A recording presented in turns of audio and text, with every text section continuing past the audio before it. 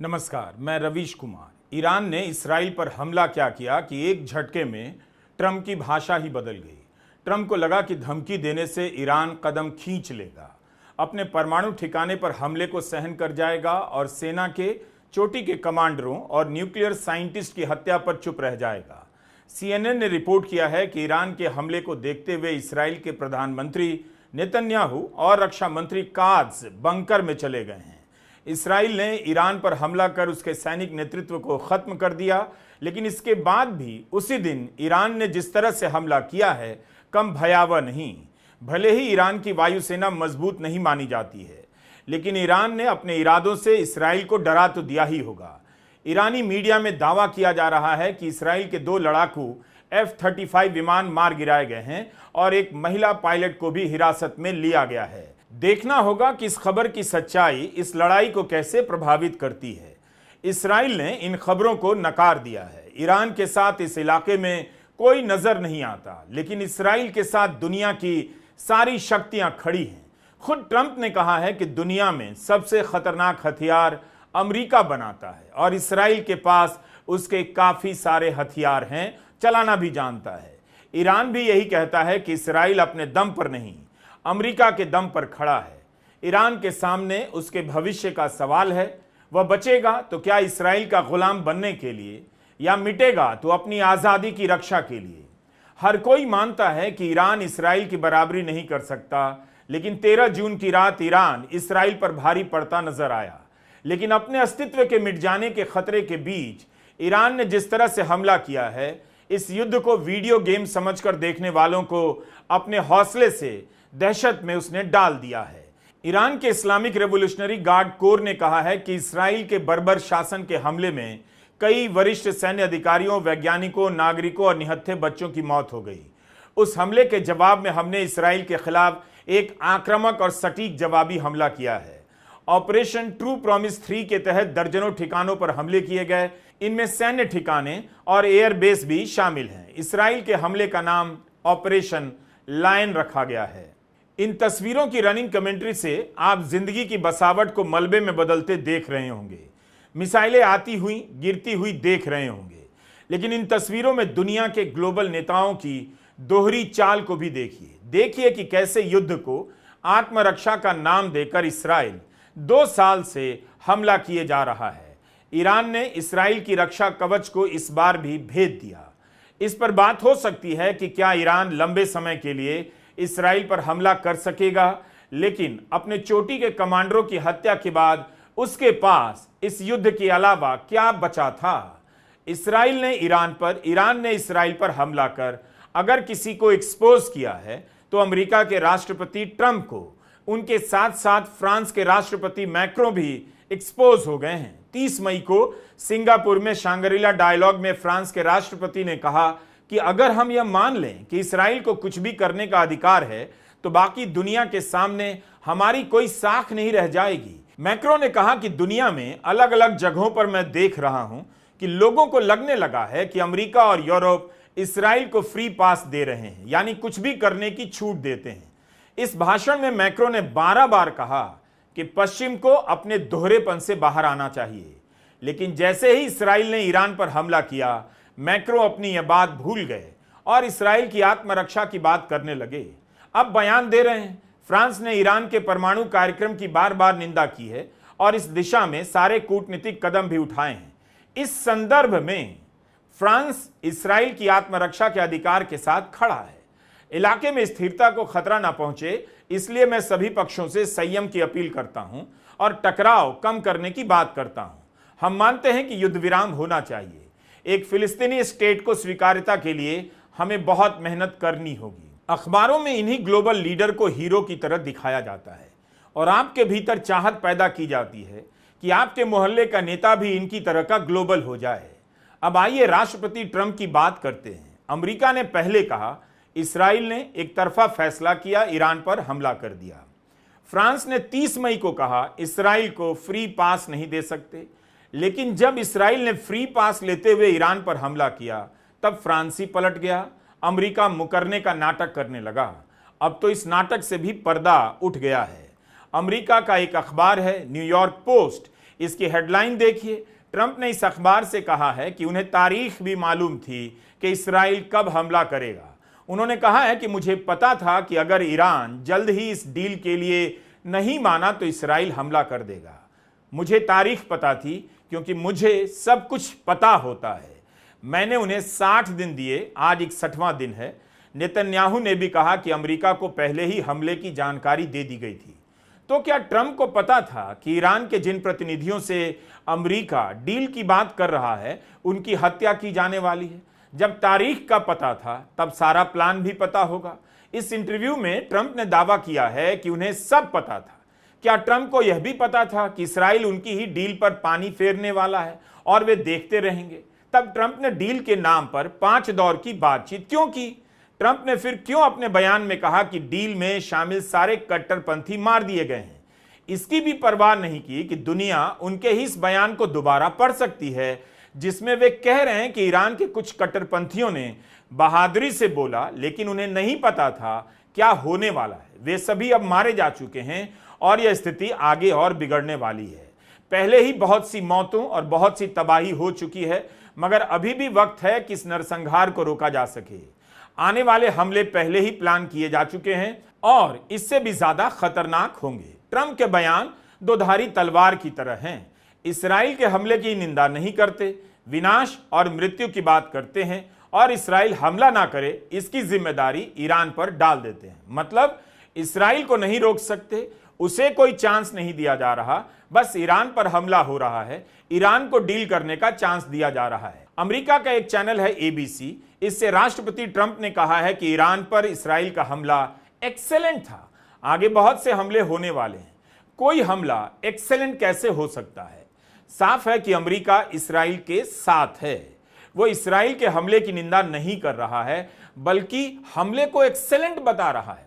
भारत में लोग कह रहे हैं ट्रंप की बात इसराइल नहीं मान रहा, यूक्रेन नहीं मान रहा, रूस और यूक्रेन के बीच युद्ध जारी है, ईरान इसराइल के बीच जंग जारी है। भारत क्यों इतनी जल्दी फोन आते ही सीज फायर के लिए तैयार हो गया? ट्रंप ने तो 13 बार कह दिया है भारत और पाकिस्तान के बीच डील की धमकी देकर सीज फायर करवा दिया। प्रधानमंत्री मोदी बोल ही नहीं पाते। तो क्या ट्रंप का वो नंबर डिलीट हो गया है जिससे फोन कर उन्होंने भारत और पाकिस्तान के बीच सीज फायर करवा दिया? कम से कम उसी फोन से ईरान को भी डायल कर देते और इसराइल को भी मिला देते। प्रधानमंत्री मोदी की चुप्पी की वजह समझ नहीं आती। कांग्रेस हर दिन यह सवाल करती है और कोई जवाब नहीं आता। अपने शपथ ग्रहण समारोह में ट्रंप ने कहा था वे एक शांति प्रिय राष्ट्रपति के रूप में याद किए जाना चाहते हैं। इसी साल फरवरी में जब इसराइल के प्रधानमंत्री बेन्यामिन नेतन्याहू वॉशिंगटन आए तब ट्रंप ने कहा कि वे मुझे कभी भी शांति के लिए नोबेल पुरस्कार नहीं देंगे। क्या इसी के लिए ट्रंप को शांति का पुरस्कार दिया जाए? वैसे शांति पुरस्कार तो ओबामा को भी दिया गया, जिनके कार्यकाल में अमेरिका ने न जाने कितने देशों पर हमला किया। मांगने की भी क्या जरूरत है? मार्केट से एक मेडल ले आइए और उस पर नोबेल पुरस्कार लिख दीजिए, कौन विरोध करेगा? कम से कम भारत के प्रधानमंत्री मोदी तो इस पर एक शब्द नहीं बोलेंगे। हो सकता है बधाई भी दे दें। वैसे भी ट्रंप ने 40 करोड़ लेकर नागरिकता देने का एक गोल्ड कार्ड जारी किया है। इसी तरह का नोबेल शांति कार्ड भी जारी कर सकते हैं। They will never give me a Nobel Peace Prize. I deserve it, but they will never give it to me. White house के कम्युनिकेशन डायरेक्टर स्टीवन चेउंग ने ट्रंप को अल्टीमेट पीस प्रेसिडेंट कहा है। यही समझ आ रहा है कि अब के नेताओं ने उस भाषा में महारत हासिल कर ली है जिसमें युद्ध के बदले शांति, हत्या के बदले इंसानियत और तबाही के बदले विकास का इस्तेमाल होने लगा है। शांति पुरस्कार चाहिए, लेकिन ट्रंप इसराइल की निंदा तक नहीं कर पाते। इन सब की भाषा को आप ध्यान से सुना कीजिए। क्या यह खतरनाक नहीं लगता कि अमेरिका के राष्ट्रपति बयान बदल बदल कर इसराइल का बचाव ही कर रहे हैं? ईरान परमाणु डील के लिए तैयार था, फिर ट्रंप ने अपने बयान में क्यों कहा डील का विरोध करने वाले सारे कट्टरपंथी मारे गए? जिस टीम के साथ डील हो रही थी उसके मारे जाने की निंदा भी नहीं की ट्रंप ने। NBC अमेरिका का बड़ा न्यूज चैनल है। इस चैनल से ईरान के सुप्रीम लीडर खामेनेई के सलाहकार अली शमखानी ने 2 हफ्ता पहले कहा कि ईरान अमेरिका से डील चाहता है। यह भी कहा कि अमेरिका के साथ बेहतर रिश्ते बना सकते हैं। इस इंटरव्यू में शमखानी कह रहे हैं कि अगर ईरान से आर्थिक प्रतिबंध हटा दिए जाते हैं तो ईरान कभी परमाणु बम नहीं बनाएगा अपनी यूरेनियम स्टॉकपाइल कम कर देगा और सिर्फ नागरिकों के लिए इस्तेमाल किया जा सके उतने लेवल तक ही परमाणु यंत्र तैयार करेगा। यह भी कहा था कि अपने प्रोग्राम के निरीक्षण के लिए जांचकर्ताओं को आने देगा। जब एनबीसी ने उनसे पूछा कि अगर ये शर्तें आज मान ली गईं तो क्या ईरान आज ही डील पर दस्तखत कर देगा, इस पर शमखानी ने कहा था हां कर देगा। ईरान में परमाणु डील पर बयान देने के लिए बहुत कम लोग अधिकृत थे। अली शमखानी उनमें से एक थे। 13 जून के हमले में उनकी हत्या कर दी गई। ट्रंप ने न्यूयॉर्क पोस्ट से कहा, मुझे पता था अगर ईरान जल्दी डील के लिए राजी नहीं हुआ तो हमला होगा। छठे दौर की बहस से 2 दिन पहले हमला होता है। जो परमाणु संधि होने वाली थी या हो सकती थी उसमें ईरान के परमाणु प्रोग्राम को सीमित करने का प्रस्ताव था। ईरान अपनी तरफ से इस बात को लेकर सहमत नजर आने लगा था कि हम परमाणु हथियार नहीं बनाएंगे, मगर परमाणु शक्तियों का इस्तेमाल नागरिक सुविधाओं के लिए करेंगे। इसराइल ने हमला करके एक तरह से फिर से ईरान को बातचीत की मेज से पीछे धकेल दिया। लोग लिख रहे हैं कि इससे बेहतर ईरान को उत्तर कोरिया की तरह परमाणु बम बना लेना चाहिए था। इसराइल का हमला ईरान के लिए 40 साल का सबसे भयानक हमला था। 200 लड़ाकू विमानों ने 100 से अधिक ठिकानों पर हमले किए। ईरान के सैन्य अधिकारियों के अलावा आम नागरिकों की मौतें भी हुई हैं। कौन है जो यह दोहरा खेल खेल रहा है? फ्रांस के राष्ट्रपति मैक्रो ने कहा कि इसी दोहरेपन के कारण पश्चिम के देशों की साख नहीं रह जाएगी। दरअसल इन नेताओं को किसी भी साख की चिंता नहीं। एक तंत्र है हर देश में जिसका राज अब स्थायी हो चुका है। बदलेगा तो केवल नाम और चेहरा, या फिर अब वह भी नहीं बदलेगा। ट्रंप के बयानों से साफ है कि इसराइल ईरान पर हमला करे, हमला करने के पहले बताए ना बताए अमेरिका के लिए कोई मायने नहीं रखता। वह इसराइल के साथ ही रहेगा, मालूम हो या ना मालूम हो।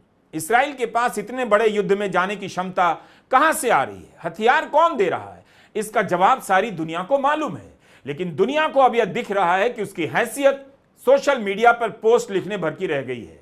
इसके बाद भी ईरान ने कुछ ही घंटों में इसराइल के हमले का जवाब दे दिया। ईरान ने कहा कि इसराइल का हमला एक्ट ऑफ वॉर है। 13 जून की देर रात ईरान ने करीब 100 बैलिस्टिक मिसाइल से हमला कर दिया और इसराइल के आयरन डोम ढांचे को भेद दिया। ईरान ने अपने जवाबी हमले में इसराइल के साथ वही किया जो इसराइल ने ईरान के साथ किया। ईरान ने तेल अवीव में जिस इमारत के पास हमला किया उसे अमेरिका के पेंटागन के बराबर माना जाता है, यानी यह इसराइल का सैन्य हेडक्वार्टर है। न्यूयॉर्क टाइम्स ने इस बात की पुष्टि की है कि ईरान के हमले ने इसराइल की सेना से जुड़े इस महत्वपूर्ण ठिकाने के पास हमला किया है। हमले में जो इमारत देखी जा सकती है वो तेल अवीव शहर की किरिया इलाके का मार्गनिट टावर है। यह इसराइल डिफेंस फोर्सेस के हेडक्वार्टर के काफी करीब है।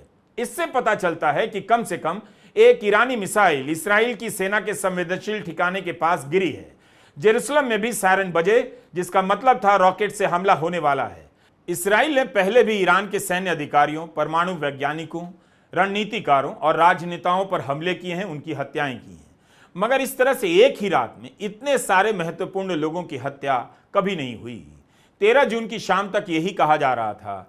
ईरान को इस हमले का जवाब देने में काफी समय लग सकता है, क्योंकि ईरान के सभी वरिष्ठ अधिकारी मारे जा चुके हैं, लेकिन ईरान ने तुरंत ही जवाब दे दिया। ईरान के सुप्रीम कमांडर अयातुल्लाह खामेनेई ने कहा है कि ईरान की सेना पूरी ताकत से लड़ेगी और इसराइल को घुटने पर ला देगी। ईरान की जनता को आश्वासन दिया है कि इस मामले में कोई चूक नहीं होगी, इसराइल को उसके अपराध की सजा दी जाएगी। आज दुनिया में कोई नेता इसराइल के खिलाफ बोलने के लिए तैयार नहीं है। सऊदी अरब ने ईरान पर हमले की निंदा की है, निंदा तो कतर ने भी की है, लेकिन सबको पता है सऊदी अरब का इसराइल और ईरान को लेकर क्या स्टैंड है। ट्रंप ने सऊदी प्रिंस मोहम्मद बिन सलमान से फोन पर बात की और दोनों नेताओं ने संयम की बात की, टकराव कम करने की बात की है। कूटनीतिक रास्ते से विवादों को सुलझाने पर जोर दिया गया है। अब कूटनीतिक रास्ते की याद आ रही है, बातें बना रहे हैं सब। क्या यह कूटनीति की भाषा हो सकती है? जिस तरह से ईरान को धमकी दी जा रही है और इसराइल को हथियार दिए जा रहे हैं, कूटनीति एक तरह से खत्म हो चुकी है। कूटनीति का नैतिक या रणनीतिक मतलब नहीं रहा। इसकी पंचायती ट्रंप ही कर सकते थे, लेकिन उनकी भाषा बता रही है उनकी दिलचस्पी कूटनीति में कितनी कम है। कम से कम इसकी निंदा तो कर सकते थे। जब ईरान और अमेरिका के बीच न्यूक्लियर डील को लेकर बातचीत हो रही थी तो इसराइल को इंतजार करना चाहिए था। डील में शामिल लोगों को नहीं मारना चाहिए था, मगर ट्रंप की भाषा बदल गई है। अब सब मर गए हैं कह रहे हैं, तो अब आपके पास दूसरा मौका आया है। एक तरह से ट्रंप धमकी दे रहे हैं कि इससे पहले कि सब बर्बाद हो जाए, हमारी लाइन पर आ जाइए। क्या इस तरह से ट्रंप ईरान से बातचीत करना चाहते हैं या करना ही नहीं चाहते? यही चाहते हैं कि इसराइल को आगे कर ईरान से युद्ध लड़ा जाए, अपने मंसूबों को पूरा किया जाए। नेतन्याहू के 20 साल पुराने बयान वायरल हैं, जब वो कहा करते थे कि सद्दाम हुसैन के खिलाफ युद्ध करना होगा क्योंकि उसके पास खतरनाक हथियार हैं। अमेरिका उस युद्ध का नेतृत्व कर रहा था, मगर उस युद्ध से क्या निकला? रासायनिक हथियार होने की बात तो एकदम झूठ निकली। इन नेताओं ने झूठ बोला। जिन हुक्मरानों ने झूठ के दम पर इराक को तबाह किया, लाखों लोगों को मार दिया, उनकी कूटनीति पर कौन भरोसा करेगा? आरोप तो इसराइल पर भी लगता है कि उसके पास परमाणु हथियार है। तो क्या ईरान को अधिकार दे दिया जाए कि वह आत्मरक्षा में इसराइल पर हमला कर दे? इसराइल की भाषा पर भी गौर कीजिए। गजा में लाखों लोगों को मारने और तबाह करने के बाद लेबनान, सीरिया और ईरान पर हमला करने के बाद भी खुद को बेचारा बताता है। ईरान अकेले दम पर अमेरिका का सामना नहीं कर सकता, लेकिन ईरान को रूस और चीन का समर्थन भी प्राप्त है। चीन ने इसराइल के हमले की निंदा की है, पुतिन ने ईरान के राष्ट्रपति से फोन पर बात की है और इसराइल के हमले की निंदा की है। भारत और पाकिस्तान के बीच ऑपरेशन सिंदूर के दौरान कितनी जल्दी खबरें आ गई कि तुर्की ने पाकिस्तान को ड्रोन दिया, चीन ने पाकिस्तान को अपना फाइटर विमान J-10 दिया। क्या चीन ने अपने फाइटर प्लेन ईरान को दिए हैं? ईरान के हमले के बाद इस तरह की खबरें अभी नहीं दिखी। हो सकता है हमारी नजर ना पड़ी हो, लेकिन अगर चीन साथ है तो रक्षा जानकार क्यों नहीं बता रहे कि 13 जून की रात ईरान ने जो मिसाइलें दागी हैं उसे ईरान ने विकसित किया है या चीन ने भेजा है? ईरान ने खुद दशकों तक अपनी सैन्य शक्तियों पर काम किया, मगर इस बार क्यों चूक गया, उस पर भी न्यूयॉर्क टाइम्स में एक विश्लेषण छपा है। न्यूयॉर्क टाइम्स की पत्रकार फरनाज फासिही ने एक रिपोर्ट लिखी है। इसमें बताया है कि ईरान के वरिष्ठ अधिकारी और नेता एक हफ्ते से भी ज्यादा समय से तैयारी कर रहे थे कि अगर अमेरिका के साथ परमाणु बातचीत फेल हो गई तो इसराइल हमला करेगा, मगर उन्हें उम्मीद नहीं थी कि बातचीत के छठे दौर से पहले ही इसराइल हमला कर देगा। सूत्रों ने न्यूयॉर्क टाइम्स को बताया कि ईरान के सुरक्षा विभाग ने ऐसी खबरों को इसराइल का प्रोपेगेंडा मानकर खारिज कर दिया कि परमाणु डील के लिए दबाव बनाने के इरादे से ईरान पर हमला किया जा सकता है। इसी लापरवाही के कारण जो सुरक्षा इंतजाम किए गए थे उन्हें नजरअंदाज कर दिया गया। सेना के वरिष्ठ अधिकारी सुरक्षित ठिकानों पर नहीं थे, अपने घरों में थे। वायुसेना के अध्यक्ष और उनके सीनियर स्टाफ ने एक जगह इकट्ठा न होने के सुरक्षा नोटिस को दरकिनार करते हुए तेहरान में एक सैन्य बेस पर मीटिंग की और इसराइल के हमले में मारे गए। रूस ने संयुक्त राष्ट्र की सुरक्षा परिषद को बताया है, हो सकता है कि ब्रिटेन और इसराइल की तालमेल से ईरान पर हमला किया गया होगा, क्योंकि ईरान पर हमले के तुरंत बाद इसराइल के विमान साइप्रस ले जाए गए हैं बचाने के लिए। अमेरिका ईरान के खिलाफ युद्ध करेगा, यह सवाल है। ट्रंप के समर्थकों में एक तबका ऐसा है जिसे लगता है अमेरिका को युद्ध में नहीं जाना चाहिए, क्योंकि पहले भी ऐसा हुआ और अमेरिका को नुकसान होगा। दूसरा तबका है जो वर्षों से यही चाहता है युद्ध में जाए। अंत में अमेरिका वही करेगा जो नेतन्याहू चाहेंगे। नेतन्याहू की मर्जी ही सुप्रीम है। एक अमेरिकी अधिकारी ने न्यूयॉर्क टाइम्स से यह भी कहा कि ईरान ने जो बैलिस्टिक मिसाइलें दागी उनमें से कुछ को रोकने में अमेरिकी सेना ने इसराइल की मदद की। इसराइल को लेकर अमेरिका ने अपनी नीति कभी नहीं बदली, बदल नहीं सकता। वह इसराइल के साथ ही रहेगा। अगर अमेरिका ईरान से लड़ने से इनकार कर देगा तब इस लड़ाई का अंजाम कुछ भी हो सकता है और अमेरिका यह कभी नहीं चाहेगा। लेकिन भारत की महान विदेश नीति क्या कर रही है, इस पर भी जरा नजर डालिए। संयुक्त राष्ट्र की आम सभा में गजा में सीज फायर पर मतदान होना था। 149 देशों ने सीज फायर के पक्ष में वोट दिया। इन 149 देशों में भूटान भी है, Canada, Britain, Japan, Germany, Sri Lanka जैसे देश भी हैं, मगर Bharat, Albania, Cameroon, North Macedonia, Georgia, Ecuador समेत 19 देशों ने मतदान ही नहीं किया। इन देशों के साथ भारत ने मतदान नहीं किया है, सेम पेज पर है। क्या यही विश्वगुरु की नीति है? अमेरिका और इसराइल समेत 12 देशों ने सीज फायर के विरोध में वोट दिया। बुद्ध और गांधी के कथनों से अपने भाषण को प्रभावी बनाने वाले प्रधानमंत्री मोदी युद्ध रोकने के लिए वोट नहीं कर सके, जबकि खुद अमेरिका के फोन पर सीज फायर के लिए तैयार हो गए। ट्रंप बार बार दावा कर रहे हैं, उनकी चेतावनी के बाद ही भारत और पाकिस्तान सीज फायर के लिए तैयार हुए। बताइए, सीज फायर करने वाला देश भारत गजा में सीज फायर पर मतदान से अनुपस्थित रह जाता है। क्या कोई तर्क या दलील इसके पक्ष में हो सकती है? ईरान और इसराइल के बीच जंग को लेकर विदेश मंत्री एस जयशंकर का ट्वीट कूटनीति के इतिहास का शानदार दस्तावेज है। अगर किसी को भी लगता है कि विदेश मंत्री बनना मुश्किल काम है, इसके लिए खास योग्यता की जरूरत होती है, तो वह बिल्कुल गलत है। यह जयशंकर का ट्वीट है। इसराइल के विदेश मंत्री का फोन आया था, फिर दूसरा ट्वीट करते हैं ईरान के विदेश मंत्री से फोन पर बात हुई। आप ही बताइए, एक का फोन आया था, एक से फोन पर बात हुई। इस सूचना से क्या कोई अर्थ निकलता है? यहां मिसाइलें चल रही हैं, लोग मर रहे हैं और विदेश मंत्री फोन आने और फोन करने की सूचना दे रहे हैं। सूचना ही देनी थी तो भारत ने क्या कहा, कम से कम यही बता देते। कब किससे मिले, किसे फोन किया, क्या यही जानना है इतनी बड़ी लड़ाई में? मुलाकात हुई तो क्या बात हुई, यह भी तो बताइए।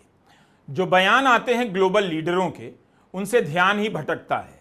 जनता ने अपनी तरफ से लगता है उन्हें अंतिम गारंटी दे दी है कि राष्ट्रीय सुरक्षा और आत्मरक्षा के नाम पर आप कुछ भी कर सकते हैं, और वो कुछ भी कर रहे हैं। इसलिए कभी कुछ बोलते हैं, कभी कुछ बोलते हैं। जनता क्या सोचेगी इसकी परवाह नहीं करते। इन बयानों से आप यही समझते हैं कि इसराइल के साथ जो था वो अब भी है, इसराइल के साथ जो नहीं रहेगा वो कल नहीं रहेगा। इसलिए जब भी इसराइल की बात आती है, गोलमोल बातें शुरू हो जाती हैं। बाकी इस विश्व में कोई भी ऐसा विश्वगुरु नहीं है जो युद्ध के खिलाफ सच बोल दे। निंदा करना युद्ध के खिलाफ बोलना नहीं होता। युद्ध के पीछे के सच को उजागर कर देना युद्ध के खिलाफ बोलना होता है। कोई नहीं बोल सकता कि इस युद्ध से रक्षा कंपनियों के शेयरों के दाम चढ़ने से मुनाफा कौन बटोर रहा है और तेल के दाम बढ़ने से कंगाल कौन हो रहा है। आपकी जिंदगी में अशांति के बीज बोने वाले शांति पर सबसे अच्छा भाषण देते हैं।